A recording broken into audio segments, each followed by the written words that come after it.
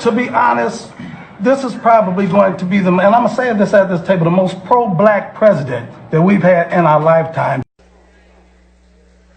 So had that asked me, I would have said, before you praise this president for being pro-black, before you praise this president for caring about ethnic communities and marginalized populations, do your homework. Well, some of y'all didn't do your homework. They didn't do their homework. So let me tell you just a little bit of research, not just him personally, but also some of his policies. Perhaps before they went and sat at this table, they should have done their homework. Because if they had done their homework, they would have known that President Trump has ramped up mass incarceration by instructing Attorney General Jeff Sessions to revitalize the war on drugs. They would have known that of the 87 picks for federal judges, 85 have been white and just one has been black and one has been Hispanic. They would have known that President Trump supported the Department of Justice engaging in unlawful voter purges, making it difficult for blacks to go and vote. They would have known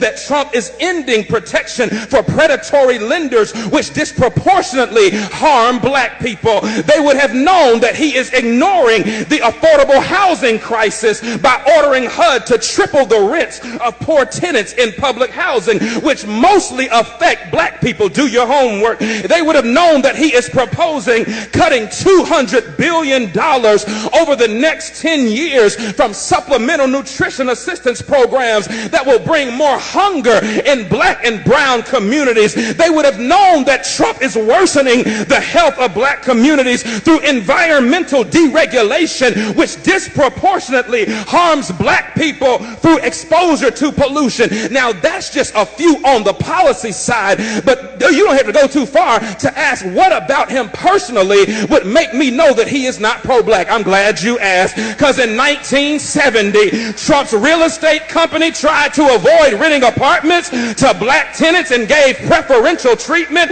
to white tenants. He began his 2016 presidential campaign with a speech disparaging Mexican immigrants as criminals and rapists. Y'all remember that? In 2016, he said of people of color, you are living in poverty, your schools are no good, you have no jobs. Hold on, I'm a product of a HBCU and I'm a product of black school systems and black teachers. Don't you ever tell me that my black schools are...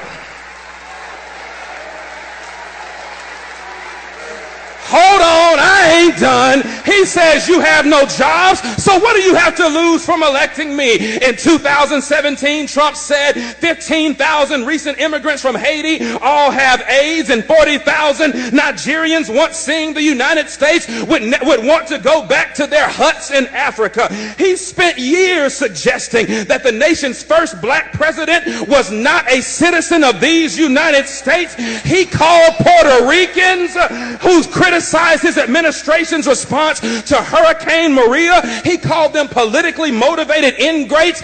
Hold on, but he called those who marched beside white supremacists in Charlottesville, Virginia, he called them very fine people. He hired Steve Bannon, a white nationalist, as his chief strategist. He called Haiti and other African nations S-hole countries, and he's taking credit for an economy that has not been built on his administration, but was built on the backs of 8 years of hard work under the Obama administration. Negroes, please, don't you come up in here talking about this is the most pro-black president that you have ever seen when the record suggests that he cares nothing about people of color.